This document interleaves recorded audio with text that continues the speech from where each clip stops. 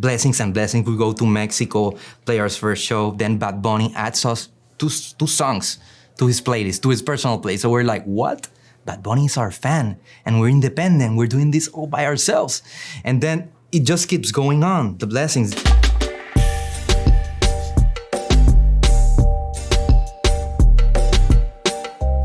So we are the Esteves brothers, Diego and Carlos Andres, and we are here at the LAMC with SoundExchange. So how did you guys meet? Kidding. Somos hermanos, desde que nací lo conozco. Beginning of your career, you guys did not start out in music. You have a very interesting start in astrophysics. Yeah. That's right. And I think it's an essential part para estar aquí. Yo creo que si no hubiéramos hecho eso, no estuviéramos aquí. Because it's the thing that has given us like skills that complement. So we actually produce everything in our music, from the instruments, from the sounds, the vocals, but that's not all. We do the down part. We do the data analysis. We go with the numbers, and I think the scientific part of astrophysics or more physics kind of help us like through solving problems. It's not like just mathematical equations or something like that. Yeah, it's cool, but I think it's about solving the problems, and that's, I think, something we have on the power of that. Yeah, it's something that I know it's essential because, you know, if we wouldn't have done that, I think we would have been misled to another path because we make our music with our hearts, but then you gotta show it to people. You know, people have to listen to you so they can connect with you. They need to know that you exist. So I think our project being born, because we've been playing our lives, but our project, this current project, Esteves, is born in the pandemic. So we had to reinvent ourselves. You know, we came from playing instruments live. We never recorded ourselves. So it was tough. It was a challenge where you quit or you follow your dreams. And that was the point. So if we didn't have those tools, I think we wouldn't have made it here for real. Like it's an essential part of who we are and our personalities and the narrative of our project. Not only like the story, visual, but the sound. You can almost feel like you're in space when you hear our music. It's ethereal. So I don't know if you feel that, but no, I did feel that. What made you both decide to make the switch? What influenced it? To being the producers as well. I think it was necessity because we decided that we wanted to do this, and we knew that to do this we needed money or we needed to do it ourselves.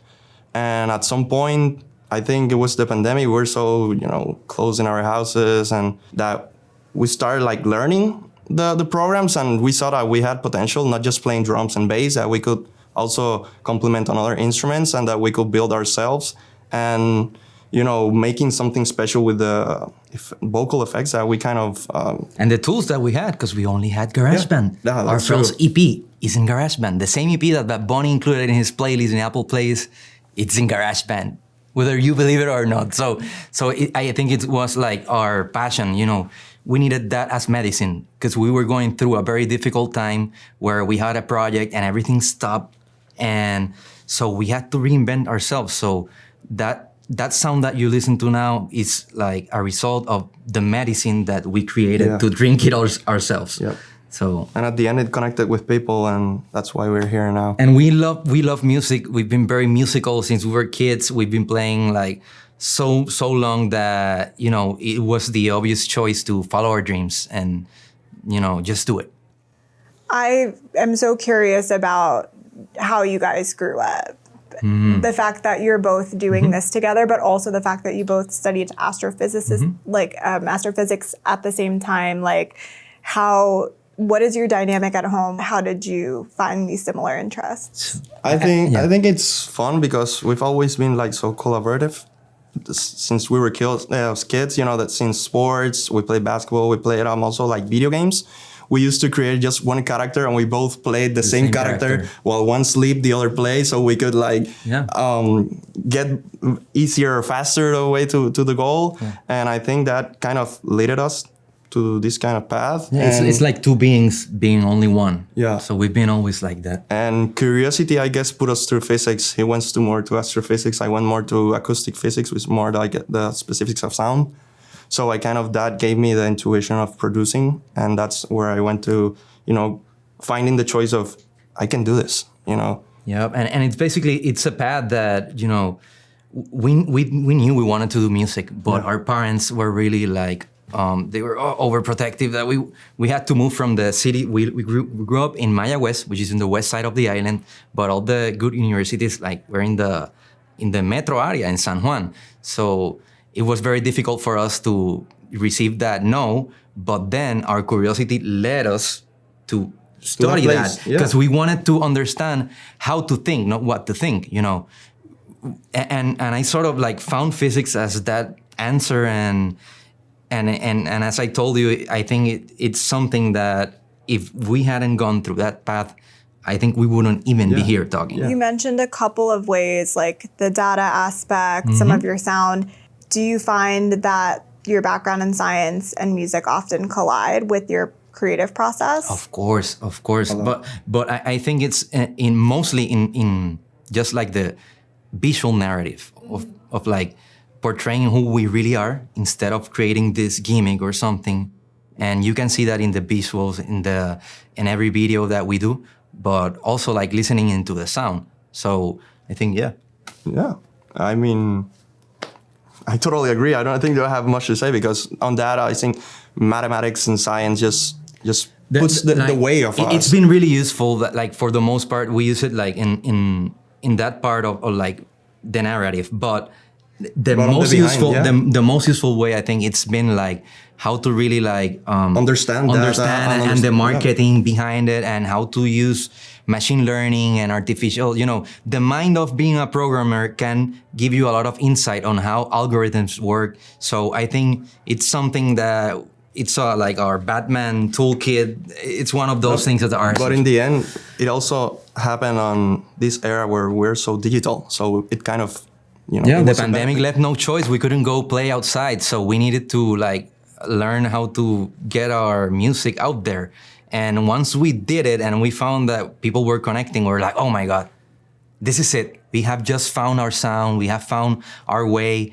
And ever since, it's been only growing up. So, yeah. And developing, because we have something in the sound, but we have a lot to grow on. And we know that, but we're good with what we're having. We're connecting with people. And I think that's what's most important for me in the end. And probably for Carlos too.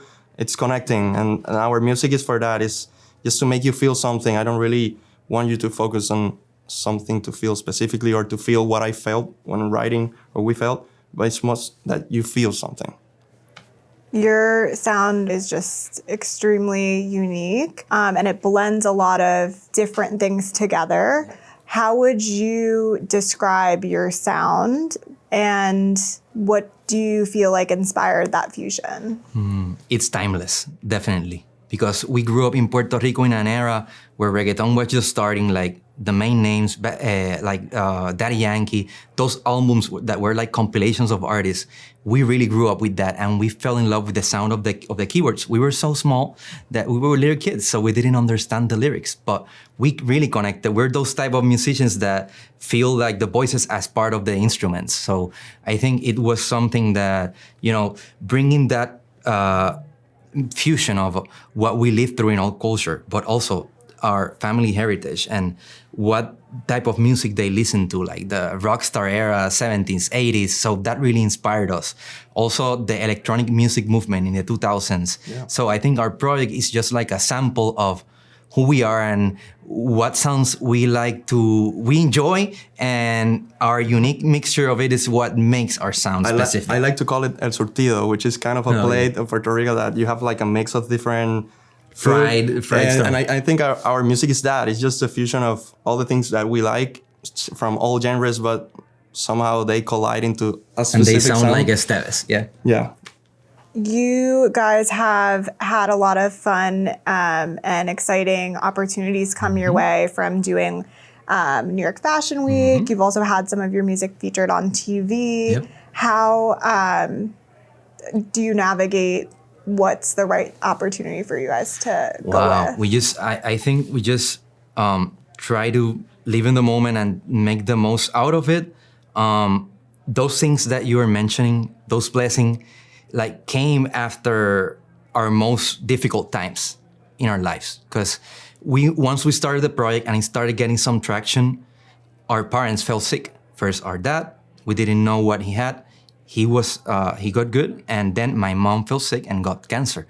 So we had to stop the project when we had all these plans of growing up and everything was going our way, and we had to make a decision and we had to choose our family first. And like we were with her and until her passing in January of 2024, we were really sad and we thought this was over. Like we are in our worst time. There are no opportunities. We're independent. What can we do? And then those blessings start coming by. Philip Blunt contacts us and say, guys, you don't know how your music has impacted me and healed me. And then he healed us back because he gave us that opportunity without even knowing what we were going through. So after that, blessings and blessings, we go to Mexico, play our first show. Then Bad Bunny adds us two songs to his playlist, to his personal playlist. So we're like, what? Bad Bunny is our fan and we're independent. We're doing this all by ourselves. And then it just keeps going on, the blessings. Then we got Sync, our first Sync license in Spain. And then we got accepted to Southwest. And then we're here and playing in the LAMC tomorrow. And everything's lining up. Every release has brought growth. So it's just like, we're really like blessed and grateful for these opportunities, because most of the things that are most impactful, we have no control about. Yeah. Like we have a lot of plans, we're scientists, we're trying to be like very methodic, but the things that have really like make an impact in our career are things that we didn't even expect. Blessings out of nowhere that we think comes from really making music that connects with people. Yeah, and good karma, because we've been hustling a lot and we try to do everything with our hearts and help everyone we can. And I think it accumulated at some point that we were having this so difficult time that it just started exploding and bringing these opportunities to us. So I think more than that, I'm really grateful. And I just feel that it all happens for a reason, know, and at the right moment when it has to happen. So it's difficult to say that when to choose the right moment. Just work hard and just... I think a good analogy is like we're surfers, like from Puerto Rico, imagine we're surfers, and when is the good wave coming? You gotta be in the ocean. You gotta be there no matter how long it takes, but you gotta be there. And that's what we've been doing. We've been in the ocean and we've been swimming, and then the waves are coming and we're ready there to take them. So I think it's a good analogy. I just thought about it. Well, first of all, I'm very sorry for your loss. No worries. Okay, thank you. I appreciate your... And I think it's great that you guys have had each other to also help each other through something so unimaginable. Definitely. It wouldn't have been possible any other way. If you had any piece of advice, because I think, life is really hard, especially also being in a creative space too, for artists or other creators who are going through or navigating challenges, like what's one piece of advice that you would give them from your experience to how to overcome? Damn. Sorry. I mean, I think just passion. Whatever you do it with your heart. Yeah. Jinx.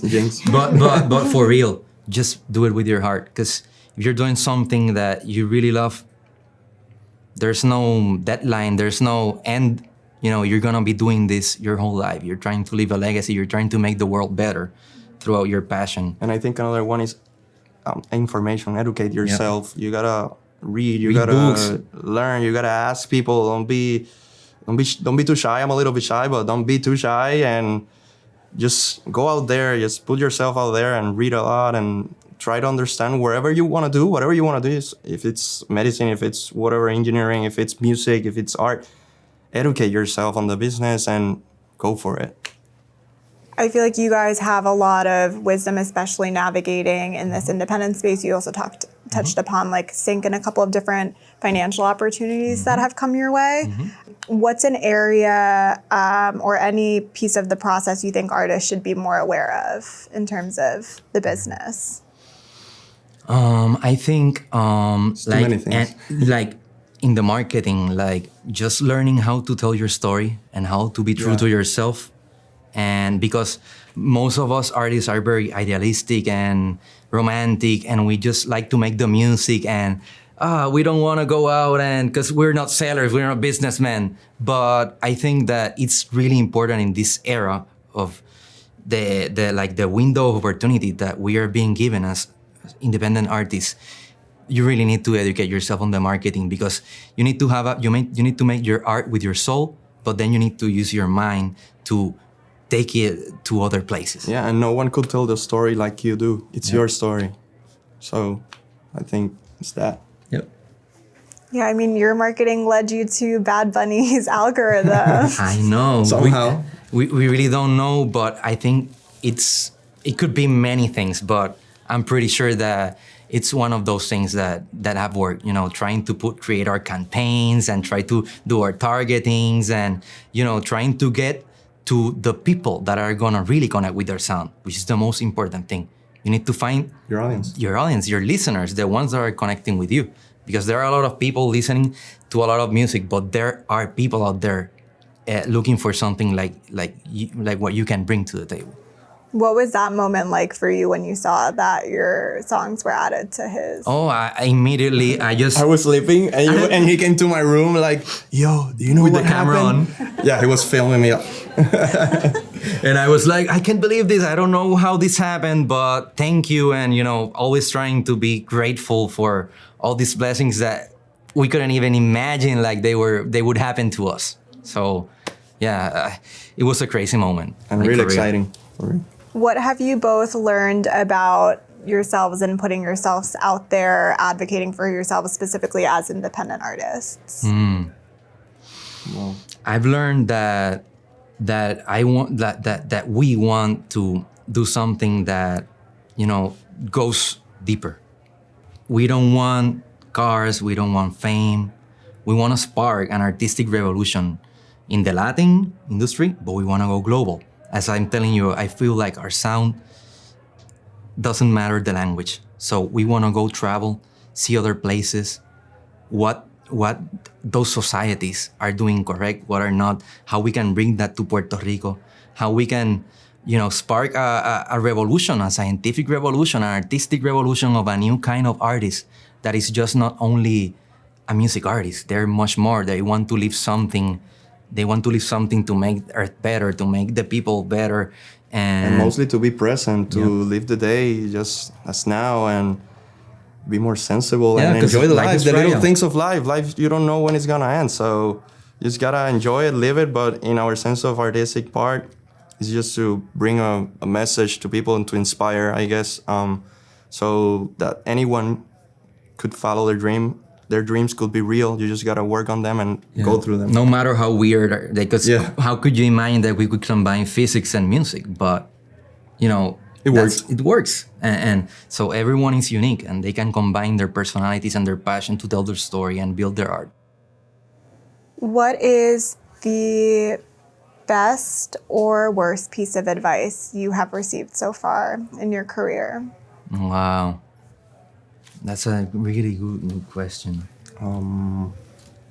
I think the baddest piece of advice is